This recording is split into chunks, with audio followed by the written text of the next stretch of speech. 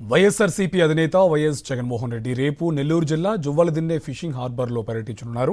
Juvvaladinne హార్బర్ను YS Jagan పరిశీలిస్తారని మాజీ మంత్రి కాకాని గోవర్ధన్ రెడ్డి తెలిపారు. కూటమి ప్రభుత్వం హార్బర్ను ప్రైవేటు పరం చేయాలని చూస్తోందని మండిపడ్డారు.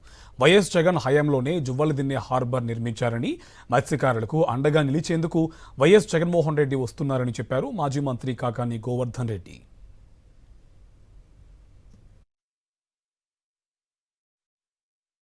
దశాబ్దాలుగా పెండింగ్లో ఉన్నటువంటి మత్స్యకారులకు సంబంధించినటువంటి వాళ్ళ కోరిక, వాళ్ళ ఆశ, వాళ్ళ ఆకాంక్ష అయినటువంటి ఫిషింగ్ హార్బర్ని జువ్వలదిన్నెలో జగన్మోహన్ రెడ్డి గారు ముఖ్యమంత్రిగా ఉన్నటువంటి సమయంలో దాన్ని దాదాపుగా 90% పూర్తి చేయడం జరిగింది. అది వినియోగంలో కూడా తీసుకురావడం జరిగింది. వచ్చిన తర్వాత మిగిలినటువంటి 10% పనులు పూర్తి చేయాల్సినటువంటి బాధ్యత కూటమి ప్రభుత్వం మీద ఉంటే దాదాపుగా అధికారంలోకి వచ్చి 20 మాసాలు అవుతున్నా దాని గురించి పట్టించుకోకుండా మత్స్యకారుల పట్ల నిర్లక్ష్యంగా వ్యవహరించడం జరిగింది. దానికి తోడు ఈరోజు ఇప్పటికే ఉన్నటువంటి అక్కడ మనం ఏర్పాటు చేసినటువంటి ఫిషింగ్ హార్బర్ ఏదైతే ఉందో జగన్మోహన్ రెడ్డి గారు ప్రాథమికంగా మొదట మనం ఫస్ట్ ఫేజ్ ప్రారంభిస్తాం, ఆ తర్వాత దాన్ని విస్తరిస్తామని చెప్పడం జరిగింది. ఫస్ట్ ఫేజ్లో ఈరోజు ఉన్నటువంటి ఆ 164 గ్రామాలకు సంబంధించినటువంటి పడవలు నిలుపుకోవడానికే ఇబ్బందికరమైనటువంటి పరిస్థితులు ఉన్నాయి. కంజెషన్ ఉంది. అటువంటి నేపథ్యంలో తీర ప్రాంతాన్ని తీసుకువెళ్ళి సాగర్ డిఫెన్స్కి అప్పచెప్పడం ప్రైవేట్ సంస్థలకి, దానివల్ల ఈరోజు మత్స్యకారులకు సంబంధించి వాళ్ళకి అనువైనటువంటి ప్రదేశం, వాళ్ళకి అవసరమైనటువంటి ప్రదేశం కోల్పోతున్నారు. దానితో పాటు డిఫెన్స్కి సంబంధించినటువంటి వాళ్ళకి వీళ్ళు కార్యకలాపాలు నిర్వహిస్తారు కాబట్టి సాగర్ డిఫెన్స్ అనేటువంటి వాళ్ళు దానివల్ల వీళ్ళ రాకపోకలకు ఇబ్బంది కలుగుతాయి. ఇప్పుడున్నటువంటి మొత్తం అక్కడ ఉన్నటువంటి ఏదైతే బోట్లు ఉన్నాయో వాటినన్నింటినీ తరలించేశారు, పక్కన పెట్టేశారు. కాబట్టి ఈరోజు వాళ్ళ తీర ప్రాంతాన్ని కోల్పోతున్నారు. వాళ్ళకి దాంట్లో ఉన్నటువంటి దాదాపుగా 79 ఎకరాల స్థలంలో 39 ఎకరాలు, దాదాపుగా 29 ఎకరాల చిల్లర దాదాపుగా కోల్పోయేటువంటి పరిస్థితి ఏర్పడింది. అటువంటి నేపథ్యంలో మత్స్యకారులకు సంబంధించి ఆయన ఏర్పాటు చేసినటువంటి, ఆయన హయాంలో నిర్మించినటువంటి ఆ ఫిషింగ్ హార్బర్ను ఒకసారి పరిశీలించి మత్స్యకారులతో ముఖాముఖి మాట్లాడి వాళ్ళ అభిప్రాయాలు తెలుసుకోవాలనేటువంటి ఆలోచనతో 15వ తేదీ ఉదయం 9:45 జువ్వలదిన్నె ఫిషింగ్ హార్బర్కి హెలిప్యాడ్కి చేరుకుంటారు. అక్కడి నుంచి అందరితో కలిసి మత్స్యకారులతో కలిసి మాట్లాడిన తర్వాత జువ్వలదిన్నె ఫిషింగ్ హార్బర్ని సందర్శిస్తాడు. 11 గంటలకి మత్స్యకారులతో ముఖాముఖి కార్యక్రమం ఏర్పాటు చేయడం జరిగింది. మత్స్యకారులతో ఆయన స్వయంగా మాట్లాడతాడు, వాళ్ళు చెప్పేటువంటి విషయాలను కూడా ఆలకిస్తాడు. నెల్లూరు జిల్లా జువ్వలదిన్నె ఫిషింగ్ హార్బర్ను ప్రైవేటు పరం చేయడానికి కూటమి ప్రభుత్వం రంగం సిద్ధం చేసింది. అక్కడి మత్స్యకారులు ప్రభుత్వ నిర్ణయాన్ని తీవ్రంగా వ్యతిరేకిస్తున్నారు. తమ ఉపాధి కోసం వైఎస్ జగన్ నిర్మించిన ఫిషింగ్ హార్బర్ కాపాడుకోవడానికి ఎంతకైనా పోరాడుతామని మత్స్యకారులు స్పష్టంగా చెబుతున్నారు. జగన్కు మంచి పేరు వస్తుందనే కుట్రతో ఫిషింగ్ హార్బర్నే ప్రైవేటు పరం చేయడానికి చంద్రబాబు బరితెగిస్తున్నారు. మత్స్యకారులకు ఉనికి సమస్యగా మారినందున వారికి అండగా నిలిచేందుకు జగన్ ఈ నెలన 15న జువ్వలదిన్నెలో పర్యటించబోతున్నారు. అక్కడి నుంచి సాక్షి అందిస్తున్న గ్రౌండ్ రిపోర్ట్ ఇప్పుడు చూద్దాం. ఆంధ్రప్రదేశ్లో మత్స్యకారుల జీవనోపాధిని మెరుగుపరచడానికి, పడవలకు సురక్షితమైన ల్యాండింగ్ సౌకర్యాలు కల్పించేందుకు వైఎస్ జగన్ సీఎంగా ఉన్న కాలంలో కోస్తా తీరం వెంట కొత్తగా 10 ఫిషింగ్ హార్బర్లు, జెట్టీలను అభివృద్ధి చేశారు. నెల్లూరు జిల్లా కావలి నియోజకవర్గంలోని జువ్వలదిన్నె దగ్గర ఆధునిక ఫిషింగ్ హార్బర్ అందుబాటులోకి వచ్చింది. జగన్ సీఎంగా ఉన్న సమయంలోనే 90% పనులు పూర్తయ్యాయి.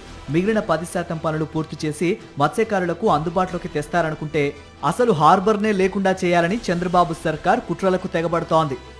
నెల్లూరు జిల్లాలోని మత్స్యకారులు ఉపాధి కోసం ఇతర రాష్ట్రాలకు వలస వెళ్లే అవసరం లేకుండా జువ్వలదిన్నె దగ్గర 70 ఎకరాల్లో భారీగా ఫిషింగ్ హార్బర్ నిర్మాణం చేపట్టారు.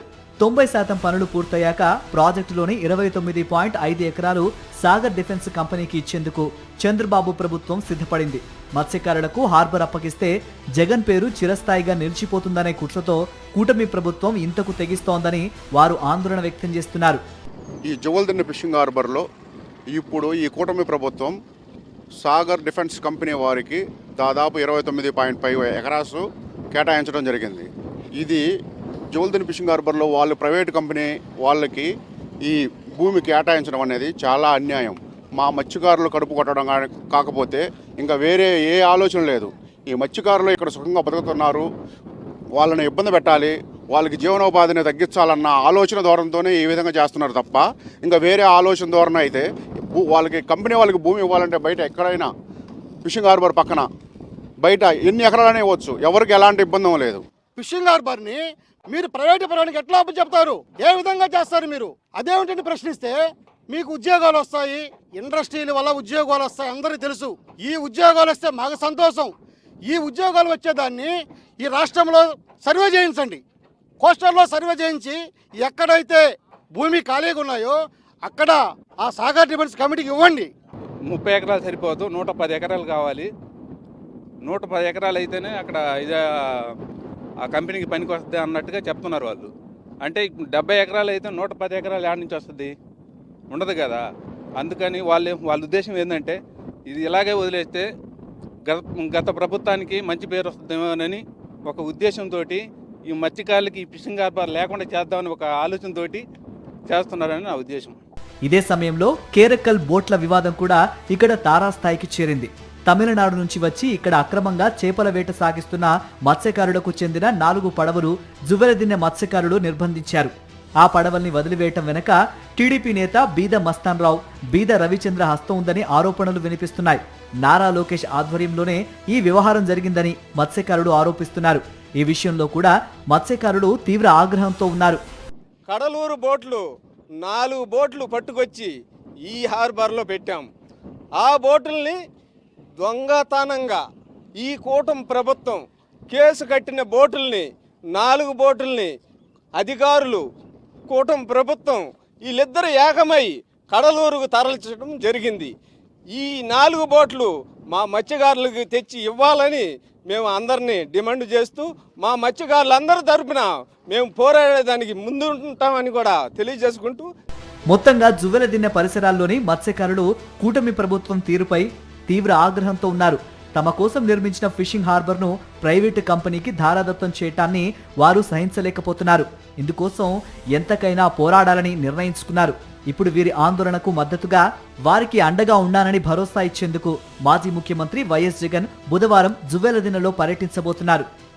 అలా మత్స్యకారుల సంపద, వాళ్ళ యొక్క ఆశ అయినటువంటి జువెలదిన్నె ఫిషింగ్ హార్బర్ను నారా లోకేష్ ఏదైతే ఈ ప్రైవేటు పరం చేయడానికి వచ్చినటువంటి 164 మత్స్యకార గ్రామాలు ఈ ప్రైవేటు పరము విషయంతో ఇప్పటికే రగిలిపోతున్నటువంటి సిచ్యువేషన్లో ఈ నమ్మక ద్రోహం చేసినటువంటి కూటమి పైన మరింత మండిపడుతున్నటువంటి పరిస్థితులు కనబడుతున్నాయి. మొత్తం మీద మత్స్యకారులు ఎదుర్కొంటున్నటువంటి మొత్తం సమస్యలు పై పోరాటంగా, అదేవిధంగా తమకు అండగా నిలవడానికి రానున్నటువంటి వైఎస్ జగన్మోహన్ రెడ్డి రాక కోసం రాష్ట్ర వ్యాప్తంగా మత్స్యకారులే కాకుండా నెల్లూరు జిల్లాలో ప్రత్యేకించి జువెలదిన్నెకు సంబంధించినటువంటి చుట్టుపక్కల ప్రాంత మత్స్యకారులందరూ కూడా ఎదురు చూస్తున్నారని చెప్పాలి. వీడియో జర్నలిస్ట్ భద్రత లోకేష్, సాక్షి టీవీ, జువెలదిన్నె.